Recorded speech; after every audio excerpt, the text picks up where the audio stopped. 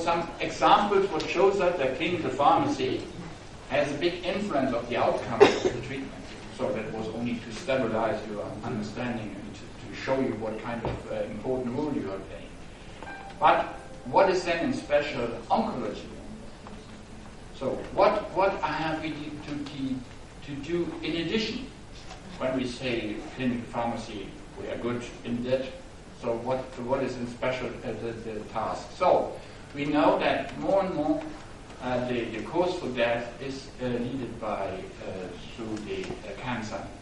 We see the decreasing of heart disease because of good nutrition and good lifestyle, and probably also good drugs sometimes. And therefore, as we know, that elderly mostly get cancer. That's why the growth of the cancer is changing from the second to the first point. That will mean that we have mainly in women and in men different numbers of cancer. We know that breast cancer is in women around about 25% the reason, in men 20% prostate cancer. But what you see is without any gender influence, that is colon, and colon makes 30% of the reasons for getting cancer, and the lung, what is nearly 22%. So that they are, without any influence of gender, it's related to this, the main topics in so when we're talking about incidence, so the incidence, we see there's a difference. There was a difference. So we said in Germany, so okay, in Spain, it's a low incidence. It's always related to 100,000 patients. So you can relate it to your incidence in your own country. But you see, Spain, they have 290 patients incidence. So, and in Germany, they have incidence of 430 or so. So you see, red wine, olive oil, wonderful sun in Spain that was the reason that there was not such high incidence. No, really not, because Italy has also red wine, has also olive oil, and has also Mediterranean sun and food. So and there's also difference. So that will mean the incidence is related to the research. When you make no previews in breast cancer, when you make no previews in colon carcinoma, you don't find them early, and then you have a low incidence. But the difference will be that the mortality will change, and that is that you see when you have a higher incidence, you can have also decreased mortality. And I think the goal is not to have a low incidence, the goal is to have a low mortality. And that's why we have to fight for finding out the reasons for cancer early enough that we have a chance to start early enough with the treatment. So, this is an example from Germany. You see for women and for men, and you see the growth of incidence and the decrease of mortality. So what is then the history of cancer therapy with pharmacists? So we know that 200, 300 years ago, I have heard also about the Egyptian, old Egyptian, that they were cutting away the pharaohs, not themselves, but their doctors, they were cutting away cancer when it was on the skin or something like that. So I think surgery in cancer was in old times. And you see this surgery coming from Egypt. Everybody likes to have something, so okay, why not? So, radiotherapy is starting here because they found out that there is something what is looking into yourself. And then they tried not only to look into yourself, also to treat into yourself. So radiotherapy started then in these years, and internal therapy started in that time. And why that started in that time? Because that was the age, the end of the First World War, and the first time that people were killed by gas. Green Cross Yellow Cross. So, and then the research is growing. You know, some of them, I try to do that often. So I say that the pharmaceutical institute in Paris was founded by 4 pharmacists, and they have been related also to develop gas to be brought into the First World War to kill people, as well as Germans. So, and now French and Germans are here with friendly collaborating, you see. So, the first drug, you know, what was the first drug related to outcome of the gas? What was used in treatment? You know, what was the first drug? Mustard? Mustard gas. Cyclophosphamide. Cyclophosphamide was developed of this Yellow Cross. And this was because the understanding is when you can kill a human being. What is a human being? We don't talk about brain and something like that. What is a human being? It's an assumption of millions of cells. So when you can kill millions of cells, that was the idea, can you try to kill only some of the cells?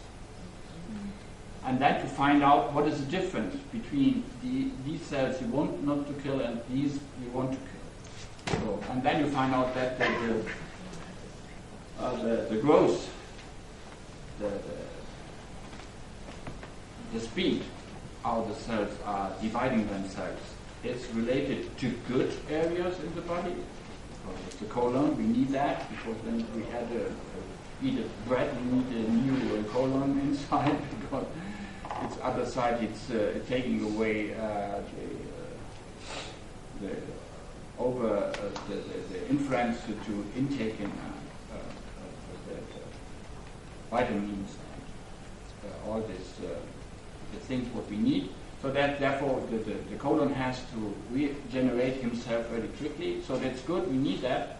But on the other hand side, you have then the cancer cells, and these cancer cells are dividing themselves, and we don't like that they divide themselves so often. So that was the reason to find out to make this what started in the beginning. This is starting to individualizing and specializing the treatment. Okay, and therefore, for sure, when the doctor started to do that, then they mentioned that these drugs, what they used, were not in this way that it's like sugar water. It was influencing those who are preparing. And this was the status that we started in 1985 to establish centralized cytotoxic preparation units to bring the preparation from the road to the specialized regions. And that's why, since 1985, pharmacists are involved in ongoing treatment. Before we were out, we delivered some box and that's it. But now we are involved. Now we are starting to identify the prescription. Now we are looking for stability, and we are doing all of this. So, we know that the cancer patient in the middle, and we know he is influenced by everything what is around him, and we know we as oncology pharmacists have to be able to solve that. From the practical point of view, to prepare and how to look for stabilization and for stability and how long to use and so on. And on the other side, we have to understand the physicians when they prescribe, we have to look for the interaction questions and so on. That's why we say, let's build up standards to bring these things forward. And we said, okay, what's the standard? Standard will be that we have a booklet, the quality standard purpose. It's available on the homepage. It's also in Arab language as well as 27 other languages. Commentaries, maybe much more, but it's only in English. And so we see that since those days, we have now the 5th edition. She's available and it's related not only to preparation, it's also related to the questions and demands patients have. So we started from the beginning We said how to prepare, how is the preparation has to be done in the right way. So we said it can be done by volume or it can be done balance-based. But anyway, I can show you it should not be like that. That's the picture from the year 1987. You see a nurse preparing cytotoxics. The other nurse, without any safety surroundings for himself, running around the desk. And here's a friend of mine, it's a doctor, he has breakfast. So, all together in one room. And this was a situation what could not be evident for future. So you see that's why we have installed then luminaire airports and other things to prepare in a safe way that somebody who is working in this clean area that he be safe in front of the drugs. Then we have also installed to say the pharmacists have to be responsible for the cooperation with all these parts and to have to be able to answer questions. So you see good therapy close between physician and pharmacist. We have 2 physicians and 1 pharmacist here. You can imagine who will be the pharmacist for sure. Then we have the Oncology Communication Center. We say we need to be in the middle of the decision procedure. We have to know what kind of new protocols have been brought from kind of conferences to understand these protocols. When it should be important to make a high dosage, then we have to know about the papers and the publication that is the right number, not it's a fault by writing and instead of 100 writing 1,000 milligrams.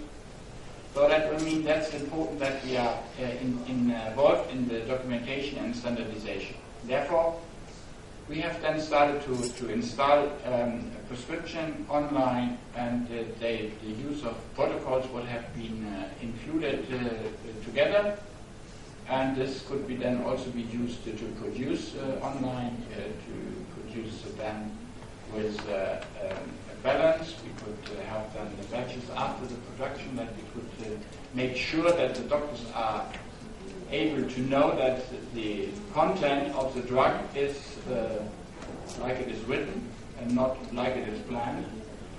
Everybody of you knows when he's working with Taxotere probably, so when you want to bring in 20 milliliters in and want to take 20 milliliters out, it's how difficult it is to know exactly. It was the same in the beginning when we started, that we said probably we have adeglastine solution. You have then 50 milligrams and you have 25 milliliters, and then you want to take out 25 milliliters and you have only 23.8, and you say, why is that? Nothing red is in the bottle.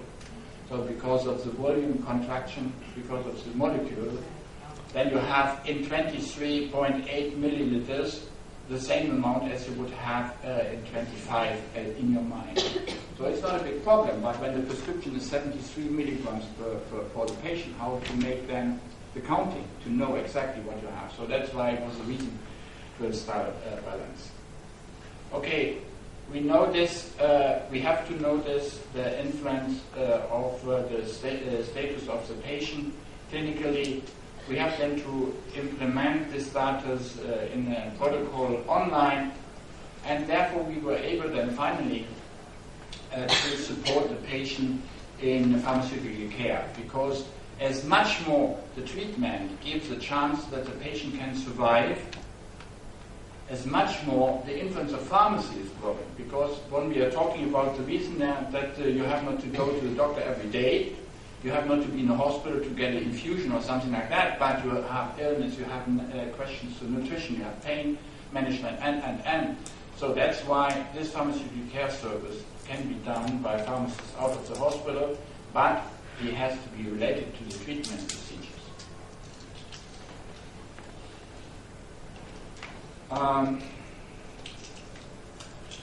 Just an example for the influence of individualization. So companies are talking with us about individualization, mostly about new drugs that cost 30,000 euros. This is an example for a drug what costs 3 euros. Because 5FU and the intaking of 5FU, it's depending from the status of the side kidney enzymes. And this will mean when you get these people with the same body, with the body surface and the related drug intaken to the body surface. Everybody gets then 1,300 milligrams per square meter. And then after that defined time, you look then, how is the concentration of 5FU in the body? Then you see you have a big amount of them who have less, but you have an amount of high concentration of 5FU. And that depends not only from the person himself, it depends also from the daytime when you give them. Because the enzymes are working in the night much more quicker as they're working on the day. Also in the kidney is not working so hard as well as she's working on the day, but the enzymes are working the difference. So that will mean when you give the drug, start with the drug in the evening, it has a much more different influence as when you start in the morning. That's the same when we are talking about carboplatin, when we say it's the area under the curve. Area under the curve is related not only to age and so on, it's related to kidney, to creatinine clearance. So we say, hello, now it's the time has come for pharmacy and for good treatment of patients. Because we know when we have a treatment delivered in the evening with carboplatin, we know that we have to decrease the concentration and we have an increase of outcome and a decrease of side effects. But then you have to know that you have to take the knowledge about the creatinine clearance of the night and not of the morning. In other cases, you have an underdosage or overdosage. So therefore, you have to make sure that you have exactly to know when the creatinine clearance has been measured, and then you have to decide when you want to start with the treatment. Mostly they don't start in the hospital in the night because there's no nurses, we have no time, and so on, so on, so on. We start in the morning. So then we pay more for the patient and we have more side effects. Wonderful.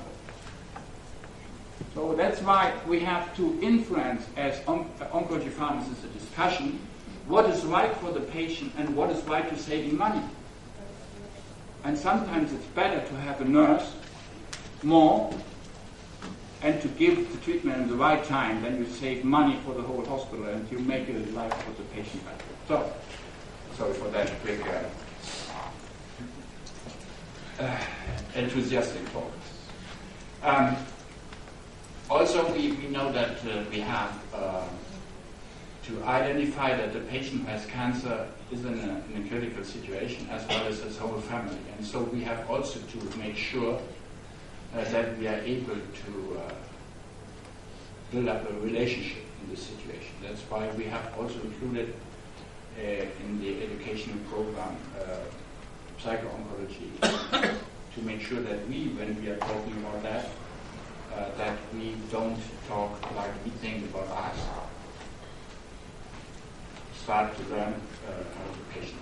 So anyway, so based on the standards, we could develop then specialization. Specialization will mean that it's included in US and Germany as well. Now we know about the masterclass. In the masterclass, in the nine masterclass, we have then built around 400 pharmacists in Europe. And we have then started with the European School of Oncology as well. We have started then a specialization together for advanced masterclass that we started now since 2 years to build up educational program, what is including clinical demands, not only practical demands. Here you see, this is a 100 hours program, and this is finishing with the certification examination. And finally, necessary is also the areas where this production is starting to certify them. We did that like it is usual, totally quality management for sure, to plan, to act, to check, and to change. correct. So that's the way, the Deming circle, what you learn when you're talking about totally quality management. Therefore, we have then also the auditing. So we have implemented that in Germany with the German Cancer Society. So then the cancer centers are certified by the Cancer Society, and this includes then the certification process for the pharmacies who are included in that. As well, we are talking about customer intimacy, and we will have this this afternoon. That's why I make it quickly. We will talk about then the yellow hand and what is related to transportation in general. Okay, so we want that public and private partners are collaborating. That's why we are talking about quality management. But how patients are looking at the outcome of the quality management. So we have asked them, and we found out that there's a huge interest of patients to learn about quality management. 60% said yes, we want to hear from pharmacists more about drugs. Then they were asked how they were educated by doctors, and then 44 said, we are not enough informed by doctors.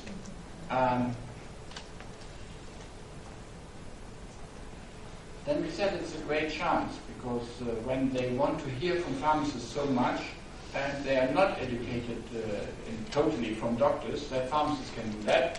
And we asked, how was the treatment and the education from the pharmacists you got? But then 75% said, it was not so good. That means when we are talking about the way of treatment, education, and also openness for the patient to educate them with that what you have. It's not good to have the big brain and the small mouth. You know, sometimes it's better to have a bigger mouth, a little bit small brain, but that will not mean that no brain. But sometimes it's better to share that what you have in the brain present. So they want to have about alternative drugs. We heard about shark teeth, yeah, and shark things. So I'm not a big fan of this, but it has to be looked for evidence, and this is what we need. We need the evidence of it. Maybe in the world there are several things we don't know yet. We don't know what is in the depth of the water after 3,000 meters. We don't know what is happening, and we know that it's going up to 10,000. So be aware what can happen to us and what we can learn from it. So I think we must be open for everything, but we have to look for evidence. So that's what is important, and to make research. So it's also practical research important. Finally, the compliance is important. This is a topic what is related to oral drugs. I will talk to that smallly later on. As we found out, many publications found out that the compliance is the main topic. So when you have to intake a drug daily, you can be sure after half a year you are not sure if you have taken it or not. Not if you have taken it a half a year before. I'm not sure if you have taken it this day. Have you taken your drug today? You know, and that's why there's also difference. So this was a